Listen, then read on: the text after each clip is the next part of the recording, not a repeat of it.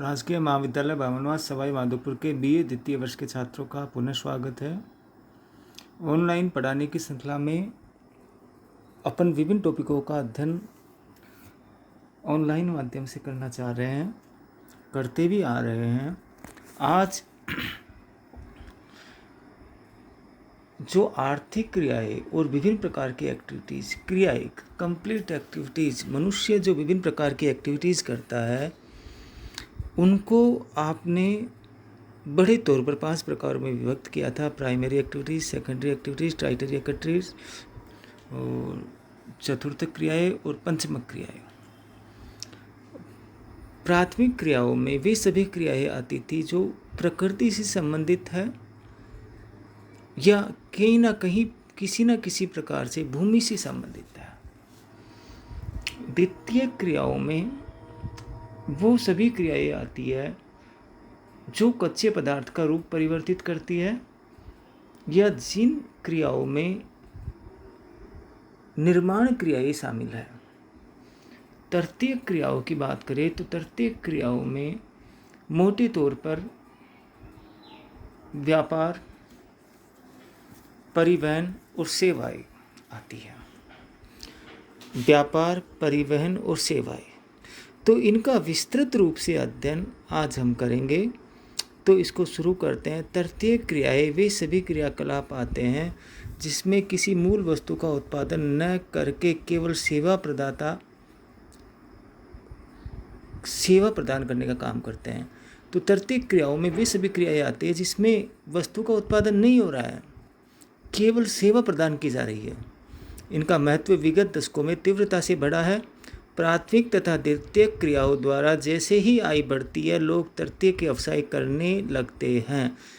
थोड़ा सा पैसा अर्न करने पर उसकी इनकम बढ़ती है तो लोगों का रुझान सेकेंडरी से टर्शियरी क्रियाओं की तरफ होने लग जाता है, तृतीय क्रियाओं की तरफ होने लग जाता है। वर्तमान में विकासशील देशों में भी इनका महत्व बढ़ रहा है। व्यक्ति की आय में वृद्धि होने पर वह सेवाओं की मांग करने लगता है। इस वर्ग में व्यापार और व्यक्तिगत तथा व्यावसायिक सेवाओं को सम्मिलित किया जाता है। सभी प्रकार की सेवाओं को इन प्रकार की सेवाओं को, इन दोनों ही क्रियाओं का निजी क्षेत्र में विकास हो रहा है, लेकिन अब भी सुरक्षा, शिक्षा, स्वास्थ्य आदि सेवाएं सार्वजनिक क्षेत्र में ही बनी हुई है। तो तृतीय क्रियाओं की बात आती है तो मुख्य क्रियाएं सेवाएं आती है, सभी प्रकार की सेवाएं आती है, व्यापार आता है और परिवहन आता है। तो सेवाएं विभिन्न प्रकार की है, हेल्थ है, एजुकेशन है, और व्यापार में विभिन्न प्रकार की व्यापारिक क्रियाएं आती है, और परिवहन, ट्रांसपोर्ट में एक स्थान से दूसरे स्थान पर माल का परिवहन आता है। तो व्यापारिक क्रियाएं विभिन्न उत्पादित वस्तुओं और सेवाओं का एक स्थान से दूसरे स्थान की ओर होने वाले आदान प्रदान या स्थान परिवर्तन को व्यापार कहते हैं।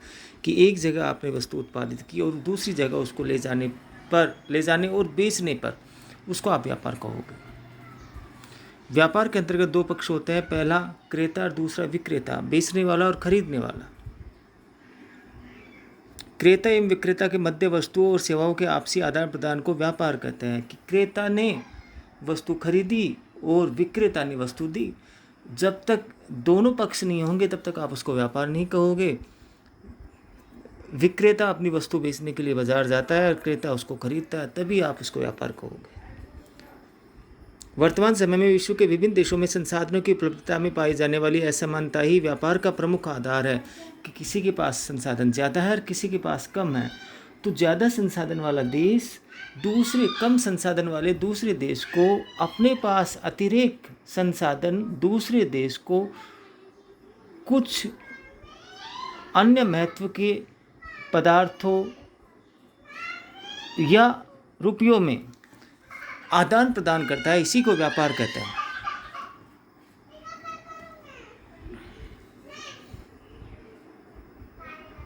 व्यापार के लिए निम्नलिखित दशाएं आवश्यक है। उत्पादन का अतिरेक, जब किसी एक देश के पास उत्पादन ज़्यादा होगा तो ही वो देश उस वस्तु को बेचने का सोचेगा। किसी स्थान विशेष में उत्पादित माल वहाँ पर निवास करने वाले लोगों की आवश्यकता से अधिक होना चाहिए ताकि अतिरिक्त वस्तुओं को दूसरे स्थान पर भेजा जा सके। विनिमय, व्यापार के लिए 2 पक्षों, एक खरीदने वाला होना चाहिए और दूसरा बेचने वाला होना चाहिए। इसके लिए दोनों पक्ष एक दूसरे की वस्तुओं को खरीदने एवं बेचने के लिए हमेशा तैयार होने चाहिए। दोनों पक्षों की रजामंदी पर ही व्यापार निर्भर करता है। परस्पर संबंध भी अच्छे होने चाहिए। व्यापार के लिए क्रेता और विक्रेता दोनों पक्षों के मध्य भौतिक रूप से यातायात एवं संचार माध्यमों के परस्पर संपर्क रहने चाहिए।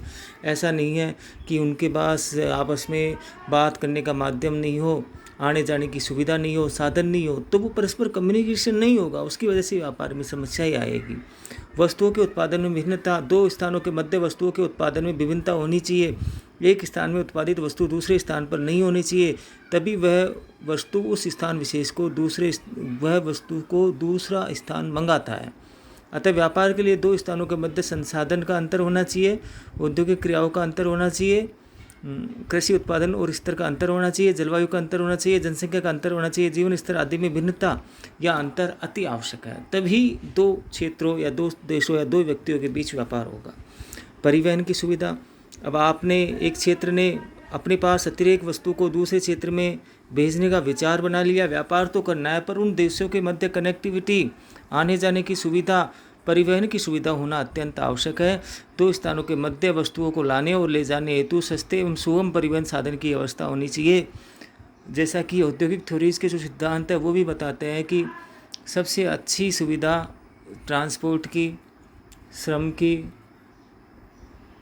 और समूहन की। तो जो कारखाना लगाते हैं, वे व्यापारिक क्रिया करते हैं, उसके लिए परिवहन की सुविधा सस्ती और सुगम होनी चाहिए। जलवायु एवं स्थल परिवहन की उत्तम व्यवस्था होने पर भारी एवं हल्के वस्तुओं को अलग अलग परिवहन साधनों द्वारा आसानी से आवश्यक स्थान पर पहुंचाया जा सकता है।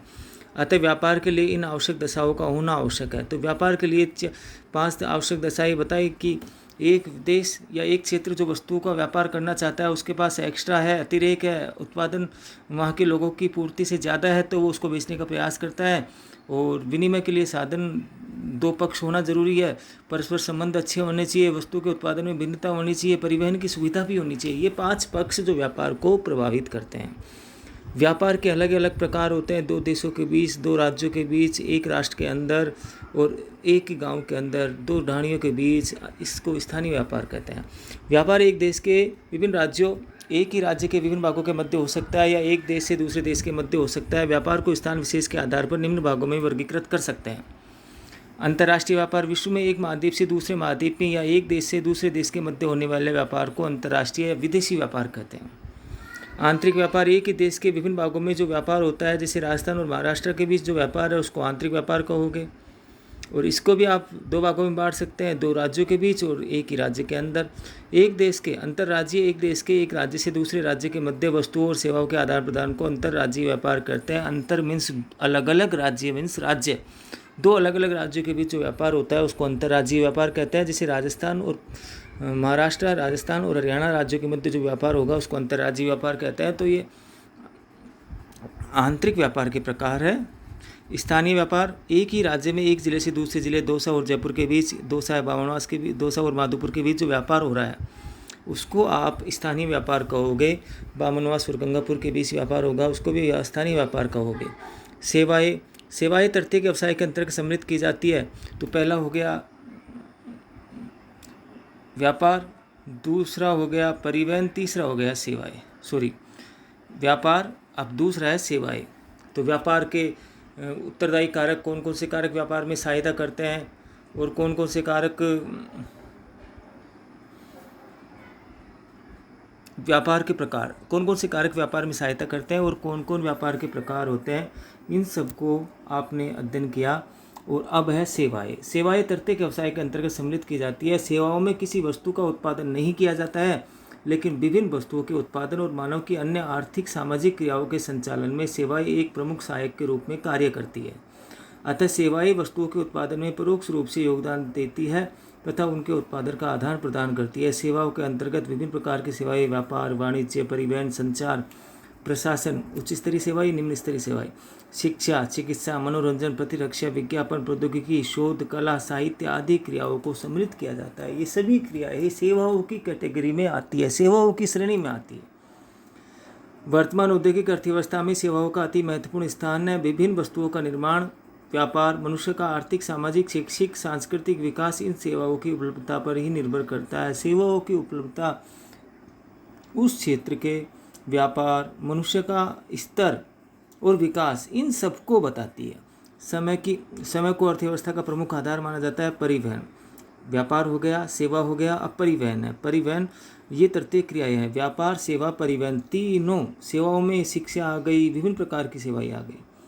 परिवहन, विभिन्न वस्तुओं और सेवाओं को मनुष्य एक स्थान से दूसरे स्थान पर ले जाने में सहायक विभिन्न साधनों को यातायात या परिवहन क्रिया कहा जाता है।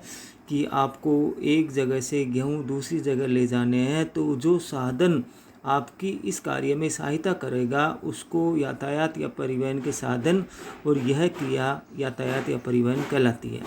परिवहन वर्तमान समय की दूरी मानी जाती है। वर्तमान समय की सभी आर्थिक, सामाजिक क्रियाएं, उद्योग, व्यापार आदि सभी का विकास परिवहन के विभिन्न साधनों की उपलब्धता पर निर्भर करता है। परिवहन को भी आप 3 भागों में बांट सकते हो। ऐसा परिवहन जो स्थल के माध्यम से होता है उसको स्थल परिवहन कहते हैं, और ऐसा परिवहन जो वायु के माध्यम से होता है उसको वायु परिवहन कहते हैं, और ऐसा परिवहन जो जल के माध्यम से होता है उसको जल परिवहन कहते हैं। स्थल परिवहन के अंतर्गत उन परिवहन साधनों को सम्मिलित किया जाता है जो स्थल पर बने मार्गों पर चलते हैं, रोड वगैरह पर। इसके अंतर्गत सड़क और रेल परिवहन, रेल पटरी पर चलती है, सड़क आती है, भूमि पर है, स्थल है। सड़क परिवहन को भारत में राष्ट्रीय महामार्ग, अंतर्राज्यीय सड़कें, जिला सड़कें और ग्रामीण या स्थानीय सड़कों में बांट रखा है। इसके अतिरिक्त सड़कों को उसके निर्माण के आधार पर कच्ची सड़कें और पक्की सड़कें, ये सड़कों के प्रकार हैं। रेल परिवहन को पटरियों के मध्य की दूरी के आधार पर मीटर गेज, नैरो गेज और ब्रॉड गेज, 1 मीटर की लंबाई होती है उसको मीटर गेज कहते हैं, और नैरो गेज मीटर से छोटी, ब्रॉड गेज मीटर से बड़ी।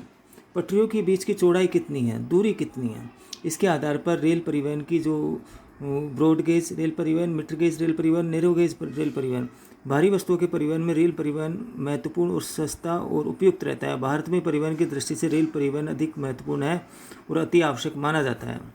जल परिवहन, जल परिवहन के अंतर्गत समुद्र, सागर, नहर, नदियों में चलने वाले बड़े जहाज, स्टीमर, नाव आदि को शामिल किया जाता है जो एक स्थान से दूसरे स्थान पर सामान को पहुंचाने के काम आते हैं। जल परिवहन सभी परिवहन साधनों में सस्ता रहता है क्योंकि परिवहन मार्गों के निर्माण में कोई खर्च नहीं किया जाता है, अतः सस्ता और सुगम होने के कारण वर्तमान समय में अधिकांश अंतर्राष्ट्रीय व्यापार जल परिवहन के द्वारा ही किया जाता है। जैसे उत्तरी अटलांटिक महासागरीय समुद्री मार्ग है, वो बहुत सबसे प्रसिद्ध मार्ग है व्यापारिक दृष्टि से। वायु परिवहन, वायु में चलने वाले वायु मार्गों द्वारा वस्तुओं और मनुष्य के परिवहन को वायु परिवहन कहा जाता है। हवाई जहाज वगैरह से जो आप एक स्थान से दूसरे स्थान पर वस्तुएं लेके जाते हो वो वायु परिवहन है। वायु परिवहन सभी परिवहन साधनों में महंगा पड़ता है, लेकिन इनमें भौतिक बाधाओं का प्रभाव नहीं पड़ता एवं एक स्थान से दूसरे स्थान पर शीघ्रता से, भौतिक बाधाओं की कमी और शीघ्रता से पहुंचने के कारण वायु परिवहन तीव्रतम परिवहन का प्रकार है। ओके, धन्यवाद।